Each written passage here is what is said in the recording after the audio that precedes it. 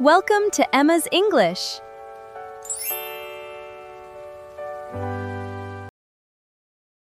I had the most frustrating experience at the grocery store yesterday, Tom.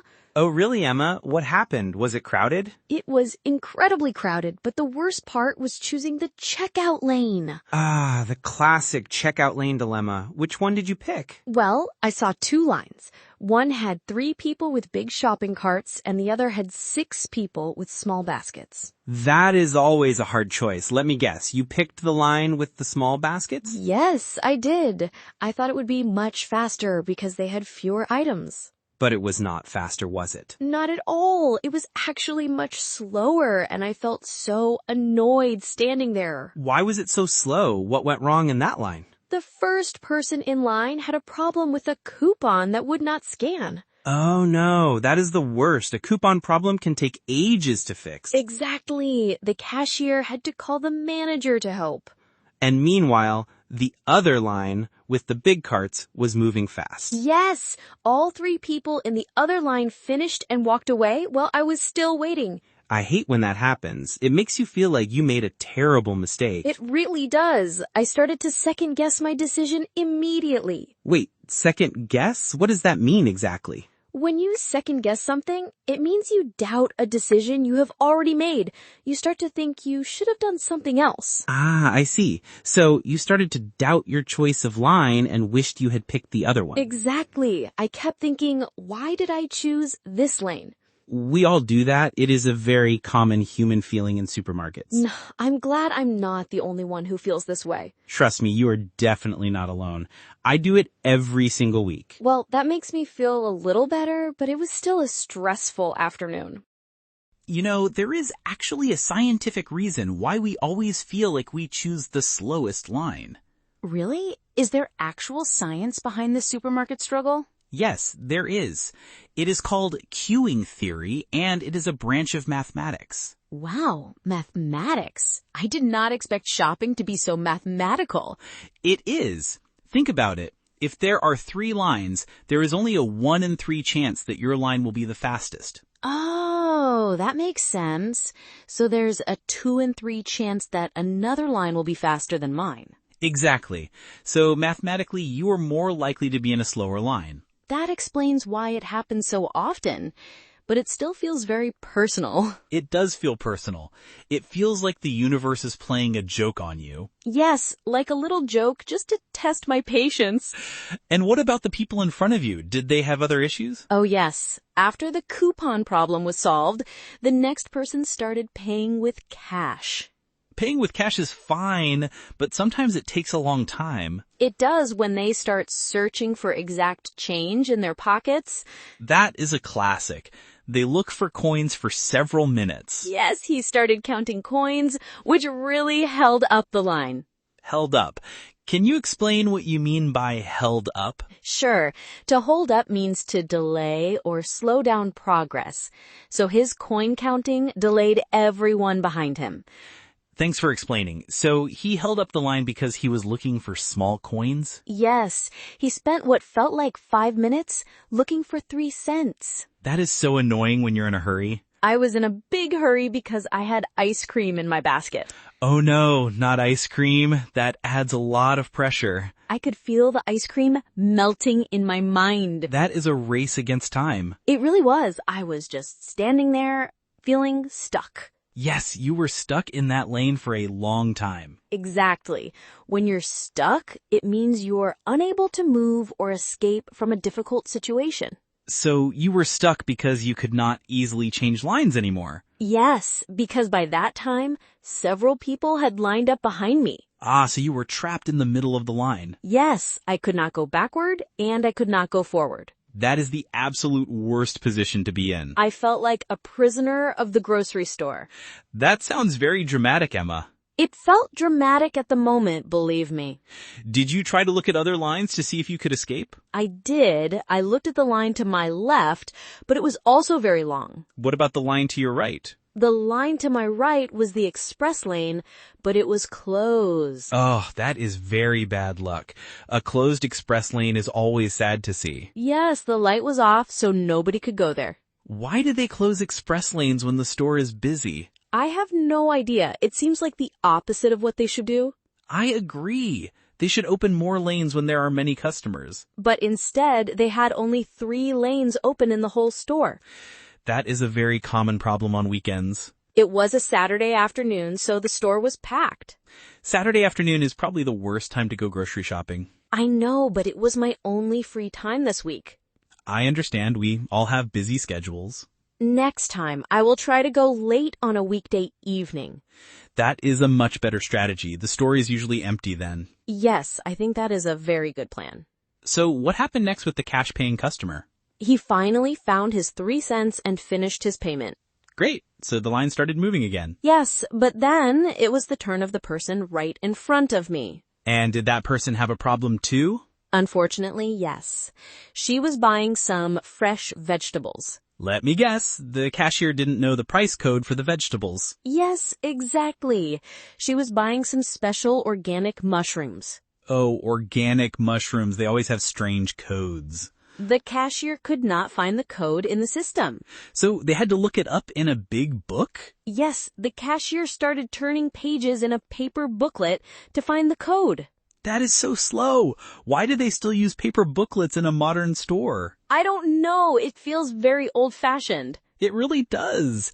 Everything is digital now except for mushroom codes. It took them another 3 minutes just to find the code for the mushrooms. I would have been so impatient. I was too. I was tapping my foot and looking at my watch. Did the cashier apologize for the delay? No, she didn't say anything. She was just doing her job, which I understand.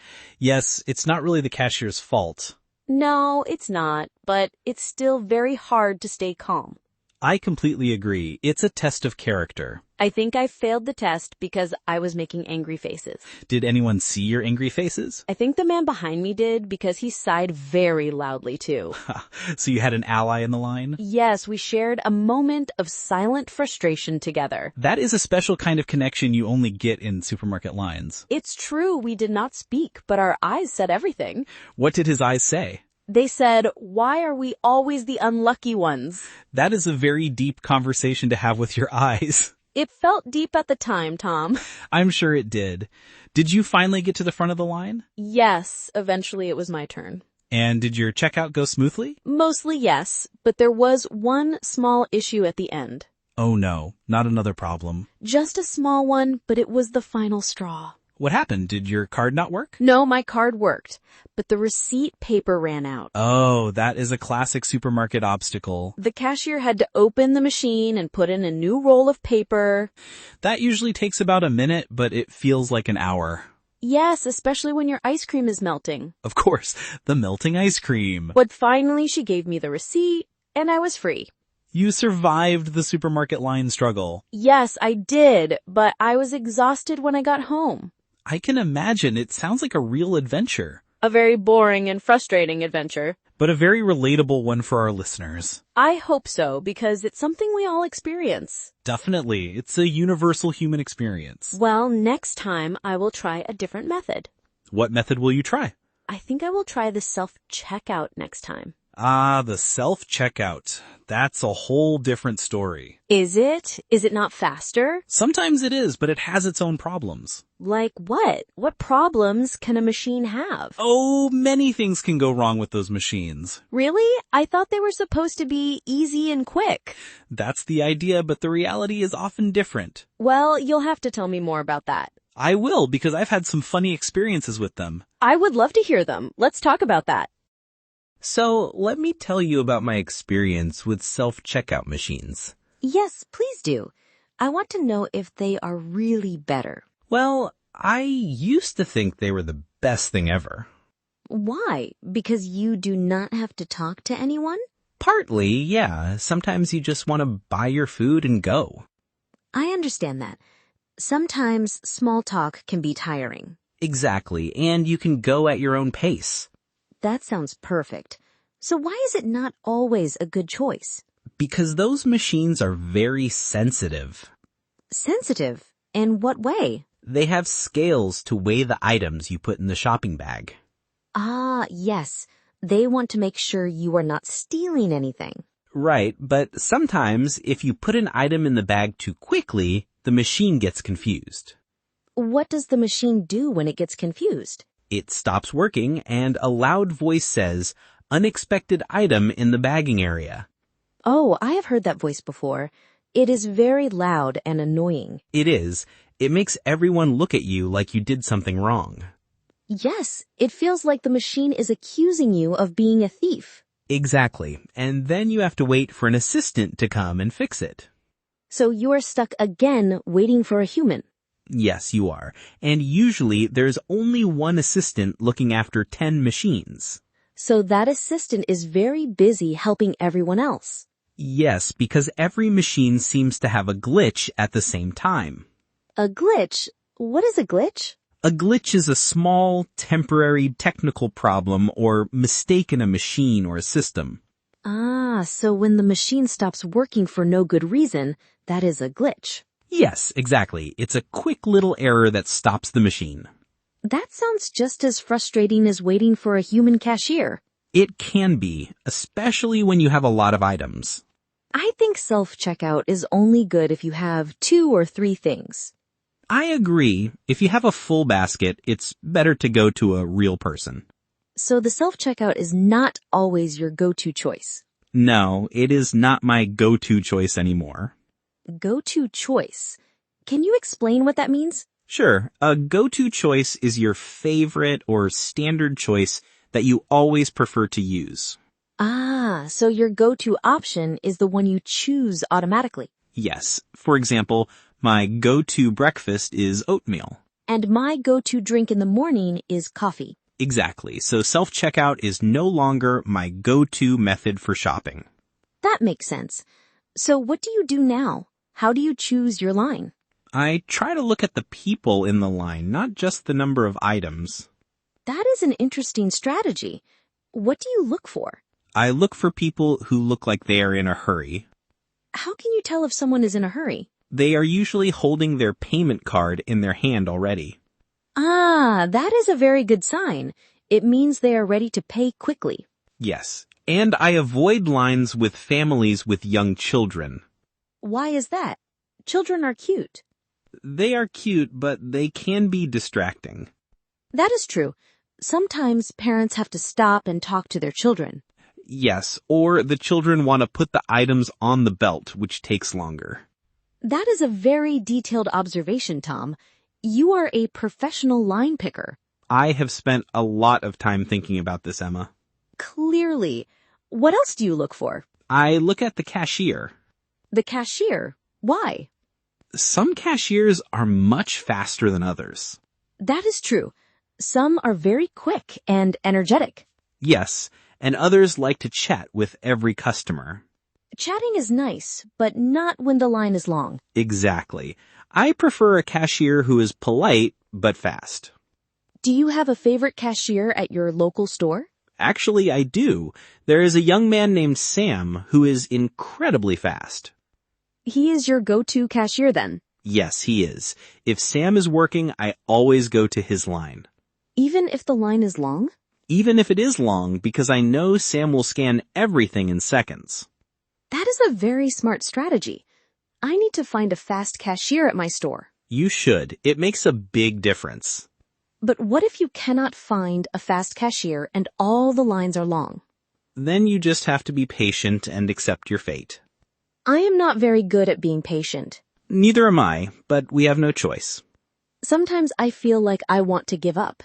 Give up, as in leave your basket and walk out. Yes, to give up means to stop trying to do something because it is too hard or frustrating. Have you actually ever done that? Left your basket? No, I have never actually done it. It would be too embarrassing. Yes, and it would be a waste of all the time you spent choosing your food.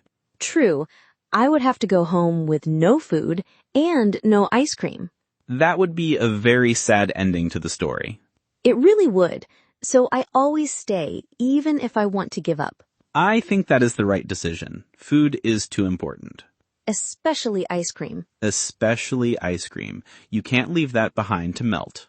No, that would be a crime. A crime against dessert.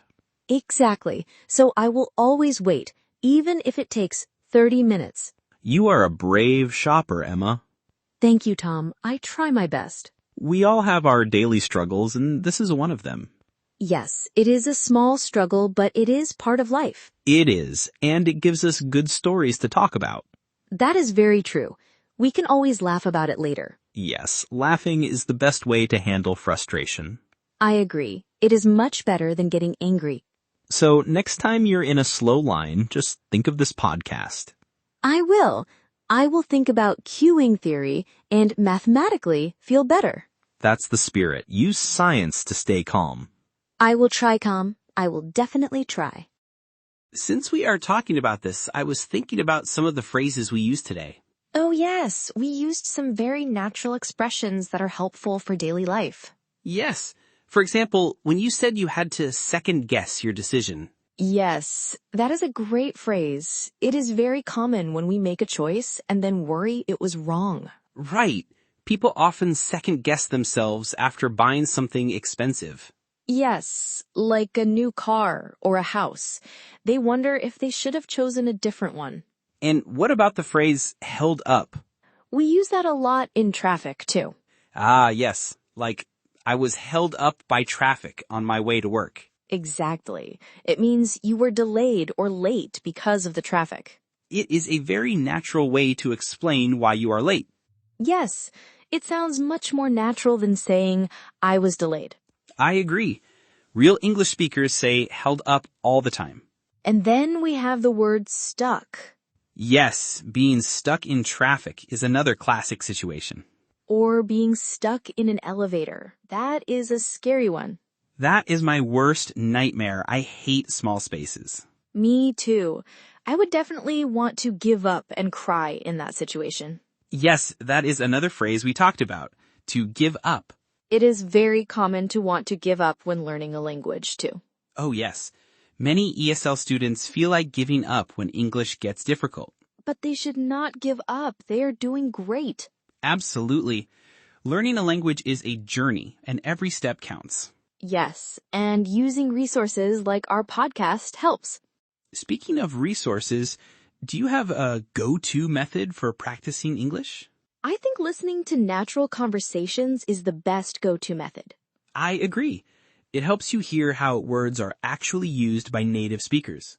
Yes, like hearing about a glitch in a computer. Yes, a glitch is such a common word in the digital age. Every time my phone freezes, I say, there is a glitch.